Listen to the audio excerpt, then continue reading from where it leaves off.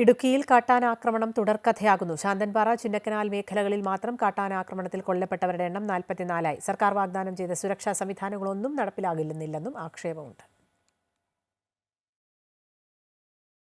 പൂപ്പാറ ചിന്നക്കനാൽ മേഖലയിലെ തോട്ടങ്ങളിൽ പണിയെടുക്കുന്നവരുടെ ഉള്ളിൽ തീയാണ്. ഏതു സമയവും കാട്ടാനകളുടെ മുന്നിൽപ്പെടാം. ജീവൻ പോലും നഷ്ടമാകും. സാഹചര്യം ഇങ്ങനെയാണെങ്കിലും പണിക്ക് പോകാതിരിക്കാനാവില്ല. തൊഴിലെടുത്തില്ലെങ്കിൽ കുടുംബം പട്ടിണിയിലാകും. അപ്പോൾ വേലയ്ക്ക് പോകുമ്പോൾ നമുക്ക് പാதுகாப்பு கிடையாது. வாட்சர் யாரும் இல்லை.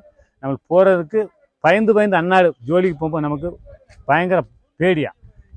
எப்போ என்ன நடக்கும் என்ன ஆகும் அப்படிங்கிற நமக்கு ஒரு உத்தரவாதம். நம்ம உயிருக்கு എസ്റ്റേറ്റിലെ വേലയിൽ നിന്ന് 193 തൊഴിലാളിക്ക് ഉത്തരവാദം கிடையாது. ഇവിടുത്തെ തൊഴിലാളിക്ക് 2003 ശേഷം വനംവകുപ്പിന്റെ ദേവികുളം റേഞ്ചിലെ ശാന്തൻപാറ, ചിന്നക്കനാൽ സെക്ഷനുകളിൽ മാത്രം കാട്ടാനയാക്രമണത്തിൽ കൊല്ലപ്പെട്ടവരുടെ എണ്ണം 44ആയി. ഒടുവിലത്തെ ആളാണ് കഴിഞ്ഞ ദിവസം കാട്ടാനയാക്രമണത്തിൽ മരിച്ച പരിമളം. പന്നിയാറിൽ പരിമളത്തെ ആക്രമിച്ച പിടിയാനക്കൂട്ടം ആഴ്ചകളായി ഈ മേഖലയിൽ ഭീഷണി ഉയർത്തുകയാണ്. இந்த காட்டு யானை தாக்கி நிறைய பேரோட இங்க உயிரிழப்பு நடந்துகிட்டு இருக்கு. இந்த கம்பெனி நிர்வாகம் இன்ன வரைக்கும் எந்த ஒரு முடிவெடுக்க எடுக்கல. இந்த நடவடிக்கை முன்னுக்கு வரணும் தான் கட்சிக்காரங்களா இருக்கட்டும், யாரா கூட இருக்கட்டும், யாருமே இங்க வரதுக்கான ஒரு வாய்ப்பு இல்லை, ஒரு ஆப்பர்ச்சுனிட்டிஸ் இல்லை.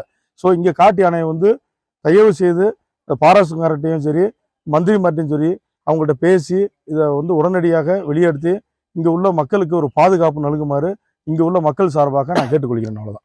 തോട്ടങ്ങളിൽ കാട്ടാനയുടെ സാന്നിധ്യം നിരീക്ഷിച്ച് തൊഴിലാളികൾക്ക് സംരക്ഷണം നൽകാൻ വാച്ചർമാരെ നിയോഗിക്കണമെന്ന് നിർദ്ദേശമുണ്ടെങ്കിലും ഇത് പാലിക്കപ്പെടുന്നില്ല. സുരക്ഷാ മാർഗങ്ങൾ ഒരുക്കുമെന്ന വനംവകുപ്പിന്റെ തീരുമാനവും നടപടിയില്ലാതെ നീളുകയാണ്.